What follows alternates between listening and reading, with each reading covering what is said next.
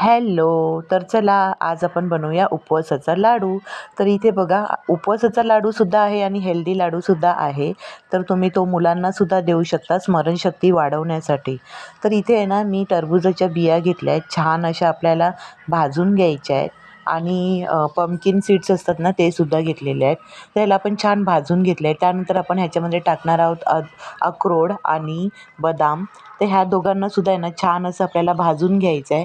तुम्हाला जर सेपरेट भाजायचं असेल तर तुम्ही सेपरेटसुद्धा भाजू शकता. मी दोन्ही एकत्रच भाजते आणि मस्त असं छान थोडासा रंग चेंज होईपर्यंत आपल्याला छान भाजून घ्यायचं आहे, जेणेकरून त्याचा कच्चापणा निघून जावा. त्यानंतर मी इथे शेंगदाणे घेतले आहेत. ते शेंगदाणे आपण भाजणार आहोत. जास्तीत जास्त मी इथे शेंगदाणे टाकलेले आहेत. तर उपवासाच्या लाडवाला शेंगदाण्याचं म्हणजे शेंगदाण्याचा लाडू वगैरे बनवला ना, तर एक दुपारी आपण दुपारचा म्हणा किंवा रात्रीचा म्हणा एखादा एक लाडू खाल्ला ना तरी आपल्याला बिलकुल पण भूक लागत नाही आणि उपवाससुद्धा आपला व्यवस्थित होतो. तर खूप पौष्टिक आणि हेल्दी लाडू होतात हे. तर तुम्ही उपवासासाठीच नाही तर इतर वेळीसुद्धा तुम्ही हे लाडू बनवू शकता. तर इथे बघा मी आहे ना खारीक माझ्याकडे एवढीच होती. जेवढं माझ्याकडे अवेलेबल होतं ना मी तेवढ्यामध्येच ते सगळं मिक्स करून बनवलं आहे आणि हे खास मी डुग्गूसाठी केलेलं आहे, डुग्गू आणि इशीसाठी. तर कसं आहे ना ह्याने स्मरणशक्तीसुद्धा वाढते आणि बुद्धी खूप वाढते आणि ह्याच्यामध्ये सगळ्यात जास्त गुणधर्म देणारा पदार्थ म्हणजे शेंगदाणे.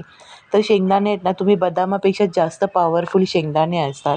तुम्ही कधीही मुलांना आहे ना शेंगदाण्याचा लाडू नक्की बनवून देत जावा नेहमीच.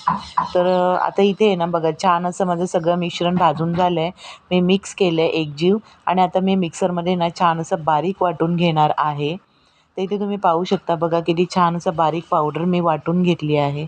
तर तुम्ही ना असं ओबडधोबडसुद्धा वाटून घेऊ शकता किंवा असं बारीक पावडरसुद्धा करू शकता. तर मी ओबडधोबड नाही केलं आहे, मी बारीक पावडरच करणार आहे.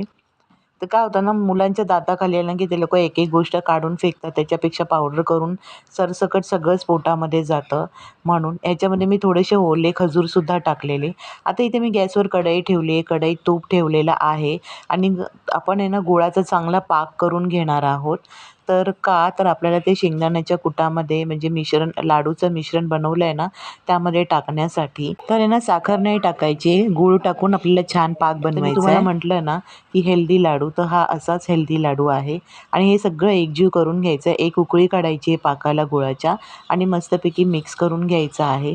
तर बघा खूप छान असं आपलं मिश्रण मिक्स झालेलं आहे लाडूचं. आता तुम्ही अशा प्रकारे लाडू बांधून घेऊ शकता किंवा तुम्ही आहे ना चिक्कीसुद्धा करू शकता. तर असं आहे. तर चला भेटूया पुढच्या व्हिडिओमध्ये. तोपर्यंत बाय बाय.